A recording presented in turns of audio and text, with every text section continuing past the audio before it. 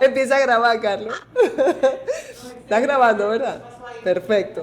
Mira, es que hay veces que uno hace podcast y cree que los términos están tan entendibles para todo el Sí, mundo, que que no, es creo que verdad. queda una duda en el aire, mi doctora. Sí. Hoy estamos aquí en este podcast, Desnudando la Mente con la doctora Karen Guevara, y la verdad que nos acaba de preguntar la audiencia que tenemos en este espacio, en este estudio, ¿qué es la amígdala? Que pensaba que eran las amígdalas, Sí, pero no. pero No, no, ¿a qué no. nos referimos con las Claro, es amígdalas? que tienen el mismo nombre, eso suele generar confusiones, ¿cierto? No, las amígdalas cerebrales, que están en esas zonas más subcorticales de Ahí nuestro pasan tantas cerebro, cosas, ¿eh? sí, que procesan justamente esas emociones, pero que no tienen nada que ver con las amígdalas que a veces por cirugía tienen que removerlas porque los niños o las personas tienen problemas respiratorios. No, esas no son. Esas no son definitivamente, pero las amígdalas es una parte del cerebro bien importante, ¿eh? Total, que sí, las neurociencias nos han dicho que procesa justamente esas emociones más Sí. displacenteras. Ujú. Y hay terapias que ayudan a mejorar la estructura de las amígdalas. Como tal estructura no, pero No. sí, no Ok. como estructura no, aunque sí hay mucha evidencia de que hay procesos de intervención que modelan no solamente redes neuronales, sino también estructura cerebral, pero directamente a las amígdalas Ok. realmente no, porque nos interesa más es cómo se da ese trabajo de red que tiene el cerebro para que luego esa conducta sea sana o saludable para la persona. Bueno, es que amígdalas y toda estructura del cerebro son todas las que nos llevan precisamente a la terapia, a los límites y al arte de no salvar a todos. ¿A usted le ha pasado, doctora? Por, Confiéseme por eso. supuesto, por supuesto. De hecho, en mi último libro que se llama Ir a Psicoterapia es genial, yo lo hablo incluso en primera persona. Les hago un spoiler, hay un capítulo del libro donde se titula tal cual Reflexión de una sesión de terapia y lo escribí después que salí de la sesión con mi terapeuta. En el episodio anterior hablaba justamente del hecho de la importancia de ir a psicoterapia desde una perspectiva más Claro. preventiva. Preventiva. Exactamente. ¿Y cómo decir eso hoy si yo misma no lo hubiese hecho en el pasado? De hecho, en una entrevista el otro día yo decía es que cuando yo decidí empezar a ir a psicoterapia era mi mejor etapa de vida. O sea, todo estaba dentro de lo que yo había aspirado que sucediera o hasta donde había trabajado para que se construyera, que fui consciente de decir, este es el momento para empezar a hacer psicoterapia. ¿Por qué? Porque tengo la capacidad en este momento de poder ver en perspectiva todas las situaciones Claro. sin estar en un momento de De crisis, que crisis. es válido cuando estamos en crisis ir a psicoterapia, pues sí, pero la invitación de este episodio es que vayamos a terapia desde una perspectiva preventiva. Entonces, por supuesto, aprender a establecer límites es justamente eso, un aprendizaje. Muy difícilmente venimos de hogares, más nuestros hogares latinoamericanos, que sepamos establecer límites. Y quiero hacer la salvedad de que no tiene nada, absolutamente nada que ver con atravesar líneas del respeto y la honra que corresponde a nuestros Claro. padres. No tiene nada que No, ver no, con no, no, eso. para nada. Exactamente. Exacto.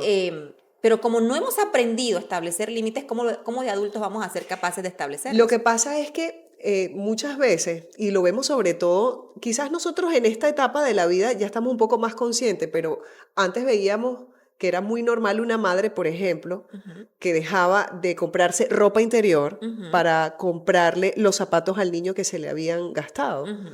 Entonces, bajo esa perspectiva de tratar de salvar a todos, Ajá. es donde yo me refiero en este episodio Ujú.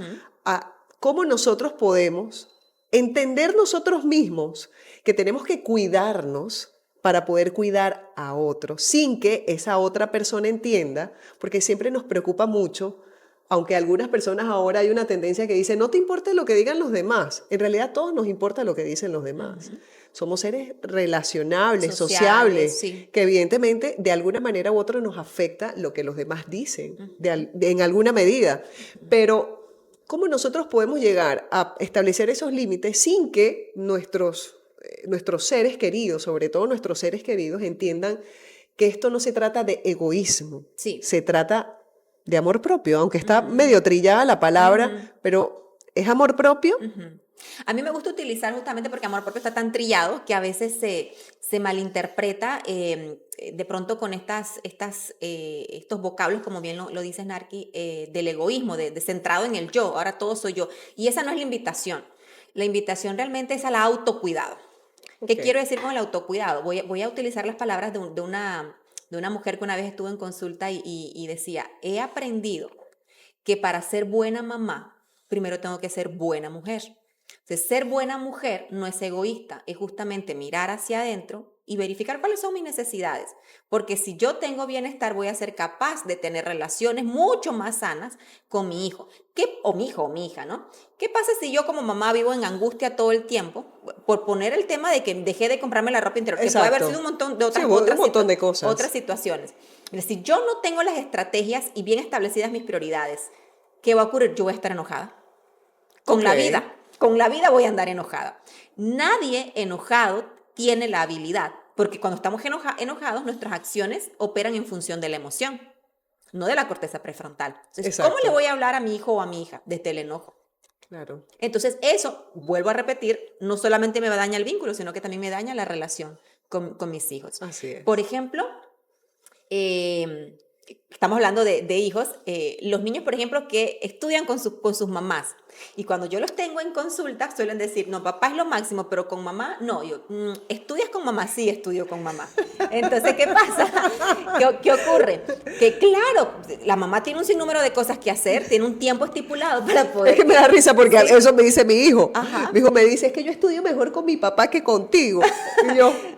Ay, ay, ay. Pero realmente lo que ese niño o su hijo está diciendo, como le pasa a la mayoría de los niños que llevo en consulta, no están diciendo es que me lo aprendo mejor o no me lo aprendo mejor. Está diciendo, me duele cómo se está llevando este proceso de enseñanza-aprendizaje porque le está doliendo, es eso. Entonces, en un lenguaje de adulto sería, se está viendo deteriorada esa relación. Ay, ay, ay, estoy en problemas entonces.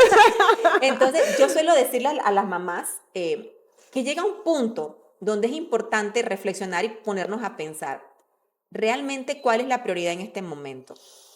Cuidar mi vínculo con mi hijo, con mi hija, o cuidar la relación con mi hijo, con mi hija, porque va a ser niño una sola vez. Sí. En la adolescencia ya empiezan a apartarse de ese círculo más cercanito o ese núcleo más cercanito que es mamá y papá. O para mí es más importante que se memorice la charla que tiene que decir el lunes por la mañana, ¿no? Pero para hacer esa reflexión, uno tiene que tener mucho autocuidado de sí misma, de decir, ya va, es que si yo sigo en esto, no solamente se me va a elevar los picos de cortisol, porque me voy a enojar un montón, sino que además voy a empezar a decir cosas, incluso no las palabras, incluso este es el tono. Así es. Que por supuesto que van a herir a ese niño o esa niña, que al final del día es un niño y es una niña, no tiene las estrategias de madurez emocional, las tendríamos que tener nosotros como adultos, ¿no? Entonces, ahora no quiero decir con esto que estamos enjuiciando a las mamás, no, las mamás hacen lo mejor que pueden, con lo mejor que tienen y con lo mejor que saben, ¿no? Son unas heroínas, definitivamente. Pero sí es importante porque al final del día, ¿cuál debe ser el objetivo?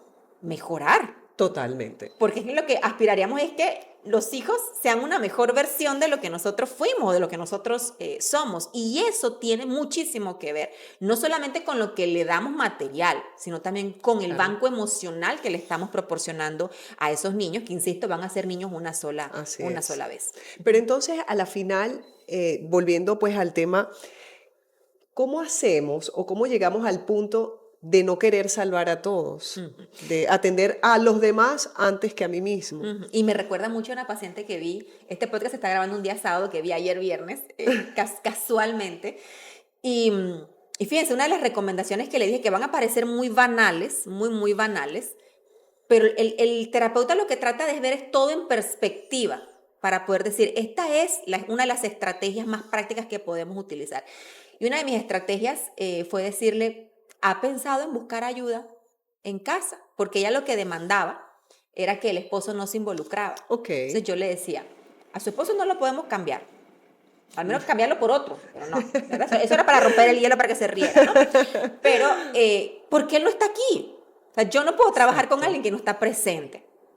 Entonces es imposible, podemos quejarnos, vamos, si hacemos la sesión de queja yo le escucho, no pasa nada, pero con eso no vamos a resolver absolutamente nada, efectivamente. Entonces al esposo no le podemos cambiar porque él todavía no tiene ese nivel de conciencia, el nivel de conciencia lo tiene usted, entonces vamos a trabajar con lo que está bajo su control, es decir, lo que usted sí es capaz desde sus propios recursos cambiar o generar cambios, ¿no? Entonces, si lo que yo estoy demandando, porque no era un tema económico, si lo que yo estoy demandando es la atención para que él esté, porque yo quiero que él esté allí, quiero que él es el que esté allí. Bueno, pero no lo va a hacer porque no tiene el nivel de conciencia, porque usted ya se lo dijo, no lo quiere hacer, no lo vamos a obligar. Así es. Entonces, ¿cuál sería una estrategia práctica para este caso? No estoy recomendándose a todo el mundo, porque no se ha planteado el hecho de tener ayuda en casa, porque al final del día estoy enojada, él no cambia, entonces el ambiente familiar se torna muchísimo más caótico. Y no solamente entonces estoy yo padeciendo esta angustia y este enojo, sino que también mi relación de familia se ve afectada. Y nuestro objetivo debería o tendría que ser en todo caso es cómo desarrollar la capacidad de poder vivir dentro de los conflictos que podemos tener, porque la vida, los conflictos son parte o las vicisitudes son parte de la vida, es cómo soy capaz de poder desarrollar las estrategias o las habilidades para poder vivir el día a día desde el bienestar más cercano a lo que se llama salud. Porque si no me dejo llevar impulsivamente, o simplemente, y el llevarme impulsivamente hago referencia, solamente me quedo con la queja. Y con la queja es válido quejarse, pero no permanecer. No quedarse allí. En la queja. Otra de las estrategias que llevo mucho a las pacientes es llevarlas un poquitito al futuro, ¿no? ¿Dónde me veo? ¿Qué estoy haciendo? ¿Qué es lo que quiero? ¿Quiero estar fuera de esta relación o quiero estar dentro de esta relación? La mayoría que en estos casos muy concretos, realmente empiezan a ver que hay virtudes dentro de la relación y no se ven fuera de la relación.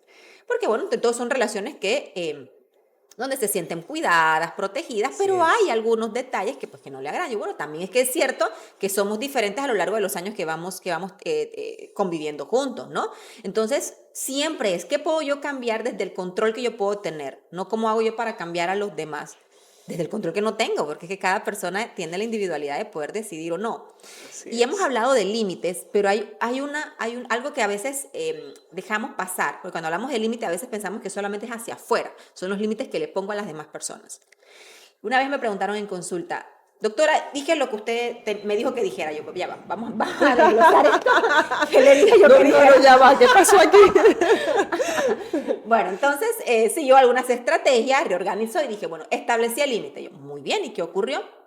Siguió todo igual. Bueno, entonces ahora es importante aprender a establecer autolímites. Autolímites. Esa es la información que tenemos. Ya usted estableció los límites, siguen irrespetándole los límites, porque solamente la persona que irrespeta sus límites es la persona que se ha beneficiado de la ausencia de sus límites. Entonces ese es el momento en que usted tiene que empezar a establecer autolímites. Autolímite. Tiene que retirarse autocuidado. de allí. Efectivamente. Bueno, muchas gracias por este podcast.